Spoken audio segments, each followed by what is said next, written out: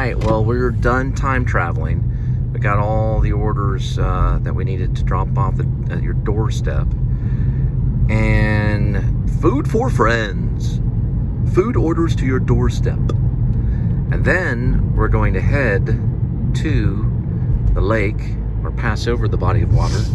You need a body of water to time travel to. Body of water that's been liquidated into software. And you jump inside it, just like Tron kind of thing, and then you become this program that turns you back into a person again, and then you're in a different world. It's very much like The Untitled, if you ever read my book, The Untitled.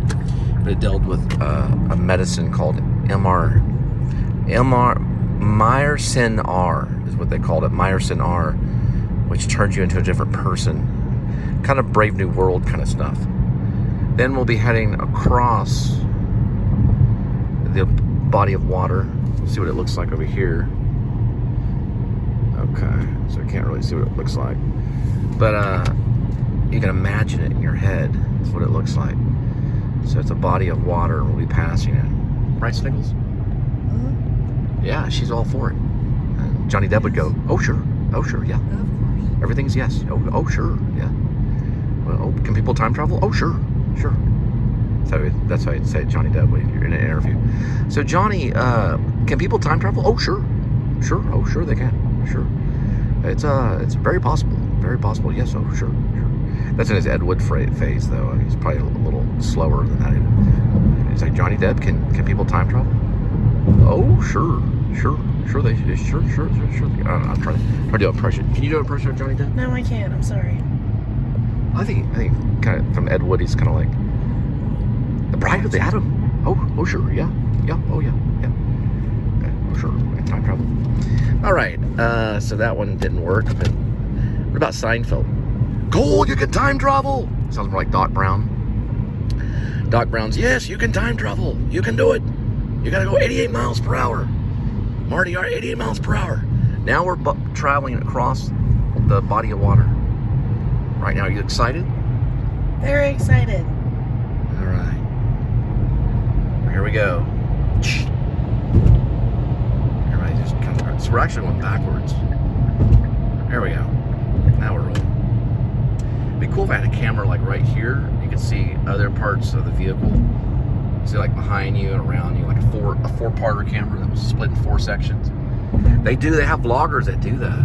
They go around and they vlog things. They got cameras all over the car. It happens all the time. It'd be cool though to put it in this vehicle. All right, we're gonna cut for now until we see Kitty. Say something personal. That we need a car wash because we've been time traveling too much. Good night. So that sign back there said, "In bigotry against pansexual gnomes and warlocks." What does that mean? I really don't know. So bigotry against pansexual gnomes and warlock. No bigotry against warlocks. What are pansexual gnomes? How do you spell gnomes? G-N-O-M-E. You can say gnomes or gnomes. Yeah, no bigotry against warlocks and gnomes.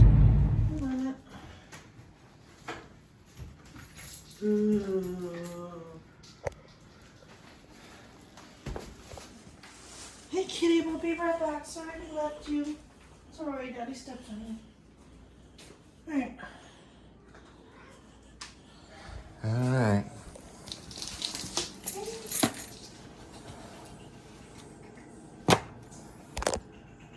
God damn, I did it. I did that with my nail. Sorry. Right there. Watch out, kitty. Stuck. Oh, it is? Okay. Alright, hang on.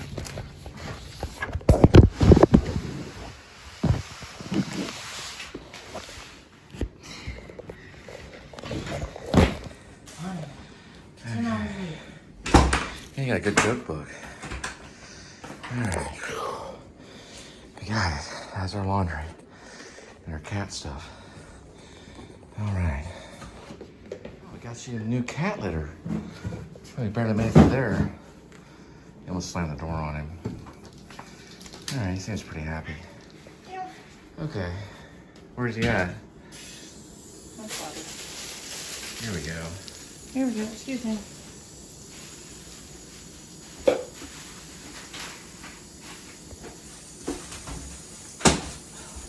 So I'm training my cat to be a militia cat, so he'll know how to outsmart all the fat cats and the feds. Pure militia, so he has militia training. This is what that looks like pretty much. He's got plenty of butt ice.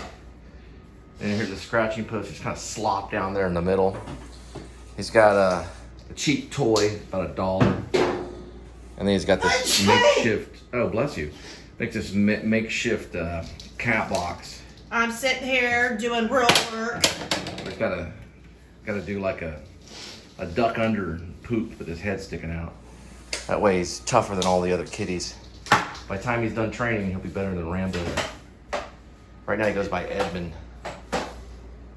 He's got a few names, a few code names. Can open doors, very stealthy. It's like some type of dry boarding training. Toughen him up, make his claws really work well. It's almost like kung fu for a cat. That's what you're looking at right there. They're going to town, practicing training, fighting, getting his claws ready. Yeah, he likes it. Yeah, that's all. That's training for fighting right there. That's how they fight. They sit there and they claw into their victims like that. They just sit there and gnaw on them like that. They usually scream as they do it. It's very much like kung fu. It's a form of kung fu. That's where they get a lot of that from. The Koreans came up with the concept of kung fu. It came from Korea. And the cat was one of the things they designed it on. See that open latch right there? Go ahead and lock it. See how that's that way right there? That. But you forgot.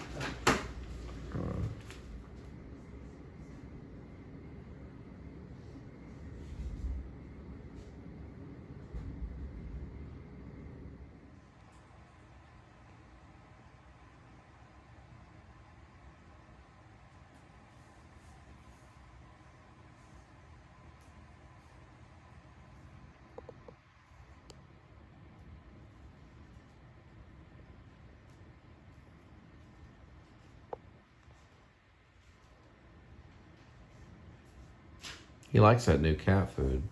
Yeah. Still gotta mix it like half and half. That's what I've said it's done.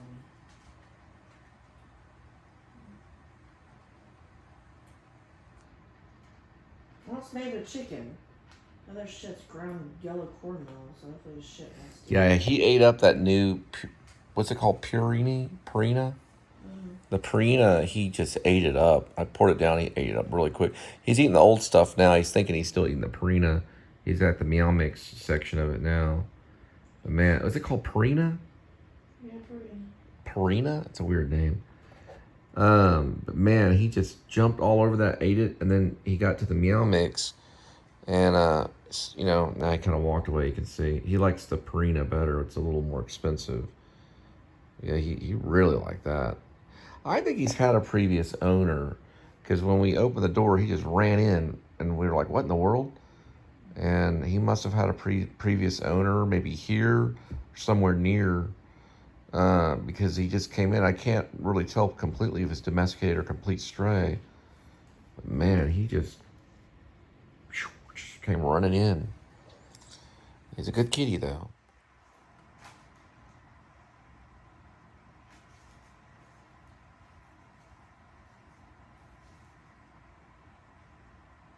You get a laser printer or laser pointer. I was gonna say laser printer, but a laser pointer.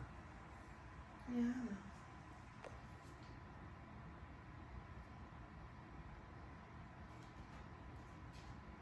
One time I had a flashlight. Oh, you had a flashlight? And you turned it, and it did butterflies and crickets and ants. It was for a cat. It was yellow. But Siamese cat really liked it. You just flash it on the wall, and the cat would jump on the wall. So you can do a butterfly, a bird. I don't know, I had like 5 different shapes. Kind of like, you know, when we were younger, you had the little, what were those called? The red things where you stick the disc in. Showed the little films. You probably had one as a kid. You know what I'm talking about? You talking about for cats? No, for adults. I mean kids. What did you do with it? You put it up to your face. It was red. You put this little circle disc in there. You click it. Oh, and you would shoot it? Oh, you wouldn't shoot it. You would slide it. Slide it? Hmm. Slide it on what? It's a red thing. You stick the disc in there, and then you click it, and you see different scenes. So it was like kind of like old school. Like a kaleidoscope? No, not classic. It was like. It would project. Yeah, I guess. It was a projector. Projector or something. Yeah. So it's an old school projector. Yeah, something like that. And you'd put it's called a gobo. It goes in front of the light. And it makes different shapes on the wall. They call it gobos. No, not that. And you would twist it. All right, you finish that story. You talking about like a gobo? No, it's a red thing. There's a disc. It had 20 different pictures. So you stick the disc in there. Oh, it's like a kaleidoscope. But you're looking through it. You look through a little viewfinder. Yes. It was a viewfinder toy. What was that called? You could call it a viewfinder. Yeah, I guess so. You can call it anything you want. You can call it broccoli if Maybe you want. one said animals, and then you click, you see a line, and then click, you see that. I don't know. We didn't. Yeah, you could see different images. Yeah, I don't know what they That's a sign of a filmmaker. Filmmakers had that when they were younger. They were viewfinders like storyboards. They got us used to looking at the world through like a lens at a young age. Where'd the cat go? It's the bedroom. He ate.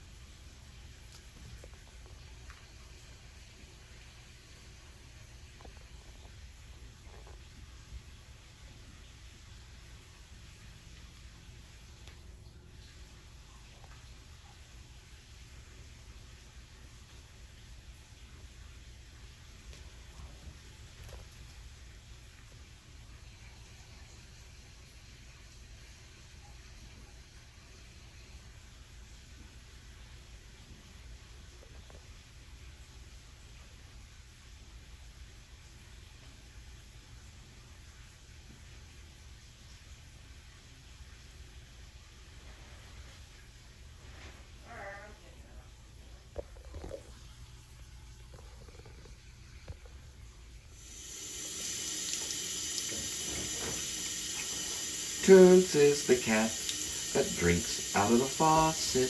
Toons is. Right, Toons is the cat.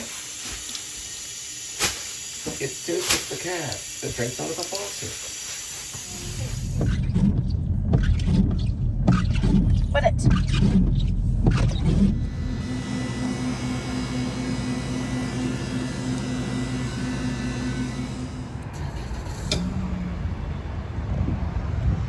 That's pretty cool though. It's $3.17, but Plus is free and Supreme is free.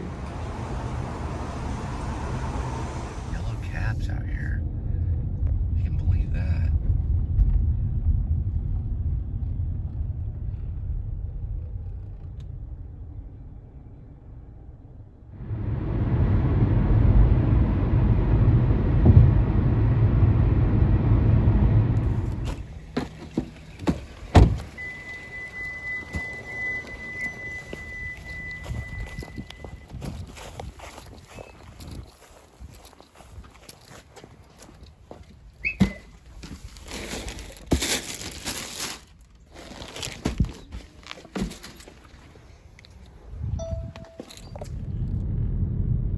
Find a beautiful place to get lost. Isn't that what we're all doing? Finding that beautiful place somewhere in our hearts, in our minds. Trying to get lost. Right now I have no earthly idea where I'm at. Brings me back to days of Lewis and Clark, the frontiersmen, the ones that went out and braved it. It's funny though, there's a lot of land that's undiscovered. And there's a lot of people that are undiscovered as well. Including me.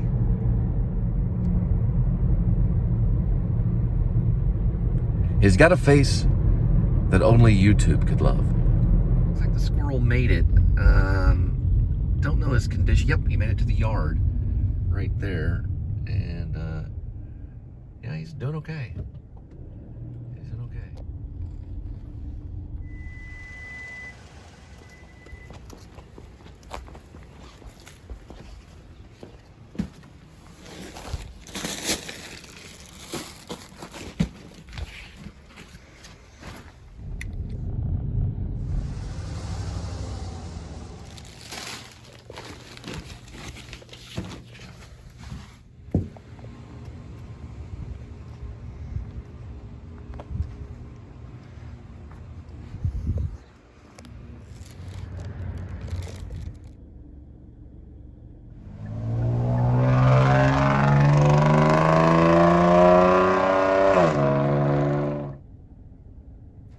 Hi.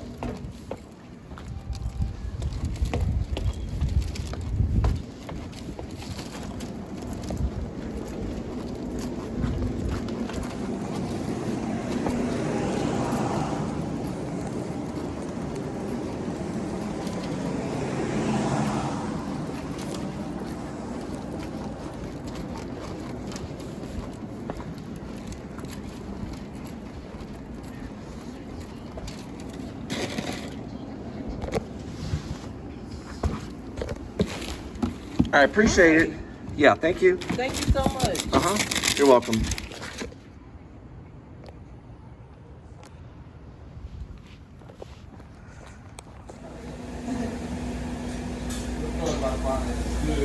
Well, you can tell it's Halloween when you see ghosts in trees. Or that's a trash bag. I can't tell the difference, really.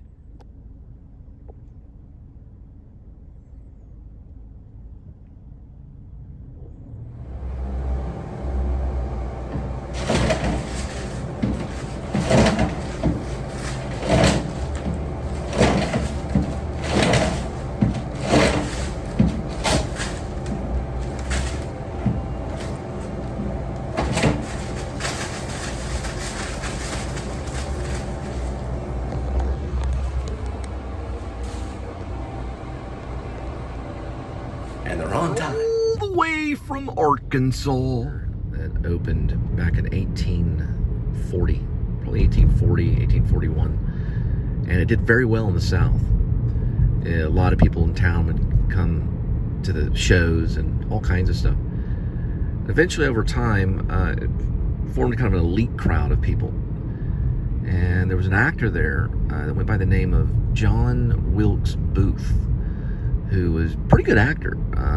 Did a lot of like Latin play kind of stuff. He was really into the Latin language, which was a lost language. And he decided to enlist in the Confederate Army and leave acting behind for a while and serve the reserves of the Confederacy. And he did pretty good. He was a good soldier, well disciplined, didn't drink that much, listened to orders. Then one day, he bought a very expensive horse towards probably the end of the Civil War, a real stout horse that could go about 3,000 miles or so. He took that horse all the way up to Washington. He told everybody that he met exactly what he was going to do. They'd walk up to him and they'd say, "Oh, how are you today, sir?" "Very, very well. How are you?" "What's your name?" "My name is John Wilkes Booth." "Oh, that's great. And where are you headed to?" "Well, I'm going up north, and I'm going to shoot Abraham Lincoln." He told every single person that he came across. Finally, he gets to Boston area, and then around that area. No one took him serious. Well, because they knew over time, doing the research and everything, and asking other people, who is this John Wilkes Booth guy? Well, he's an actor. Nowadays, people are getting mixed up with Frank Booth because of David Lynch. David Lynch is a big supporter of the American government. And his name is John Wilkes Booth. And he did it. And when he jumped 20 feet off the balcony and landed on the stage, he broke his leg, screamed out something about a dictator in Latin, and then jumped on a horse, went riding into the forest until he found a house where the Yankees cornered him. Couldn't get out, so they burned the house down. He burned to death. In the North, they don't even utter the name John Wilkes Booth. They call him Frank Booth because everyone gets confused about Blue Velvet and stuff David Lynch did. But his name is John Booth. He was an actor. His brother was also an actor too, or in the theater. And he decided to give up his life for his belief system in the Confederacy, and died doing it. It was burned alive. He was a martyr that was burned alive because of the evils of the government, and he saw his own people burned.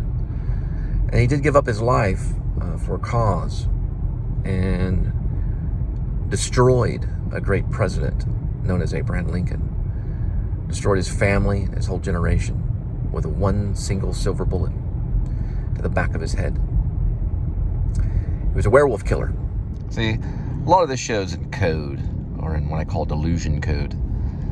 Because ideally, I'm Crazy Cole, driving around just saying crazy things.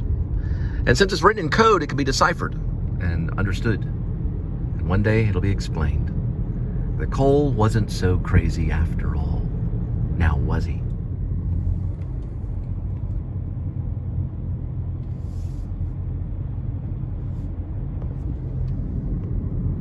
Nothing like Texas. Beauty as far as the eye can see. A lot of people have shamed its name, calling Texas ugly. And that hurts me. It hurts me like if you were to call a friend ugly. Like if you were to walk up to Willie Nelson and look at him right in his face and say, "Willie, you're ugly." And a tear would fall from Willie's eyes. He'd begin to sing, "Mama, don't let your babies grow up to be mean people." Anyway, haters back off, is what I have to say. Sorry about that. That right out there is what you call a rooster. It's a rooster just standing out in the middle. It's called Howard the Rooster. He's on the, right by Tara Street. Mama, don't let your babies grow up to be haters.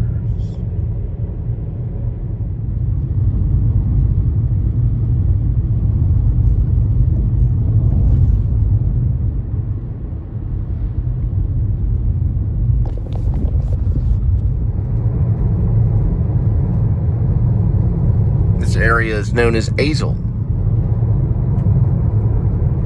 Isn't it exciting? All the wonderful things you can do. They're blocking a shot. This is a half a second. They'll do anything to block a shot. A half a second. Even a half a second. Thanks. You don't have to go there. I'm going 40 miles per hour. Boy, look at it. Every single one's a mad hatter. Look, he's got to slow down or he's going to hit that guy. He'll hit that guy in the back of the bumper right there. I mean, wow. I mean, that's pretty much a speed limit out here anyway. Do you see any speed limit signs? And these roads right here will pull you down. I mean, you'll get going quick, really fast. It's like the Azle area. Those guys are nuts. Look at them. They're all tailgating each other right there. And look, the funny thing is, at me going this speed, even going this speed, I'll probably end up catching up to them and passing them at this speed because a lot of times there's traffic and stuff. People will zoom by you thinking they're going to get ahead. You stay at the same speed, all of a sudden you end up passing them. So really, in actuality, they're simply just burning gas. That's really all they're doing. One time I heard a guy, he said, you know, whenever they flew over to the Afghan war, all they were doing was flying helicopters around. They weren't shooting at anybody or anything. They were simply just burning gas over in the Afghan. And City Triangle and all that stuff. They were just driving their Hummers around, burning gas. Just flying around in the air. That's pretty much it. That's all they were doing. You know? And look, there's a stop sign right there. Every single one of these people are going to have to stop. And we're all going to get to the destination at about the same time. I'll probably get there quicker. That's what's funny. There's their stop sign. Insane.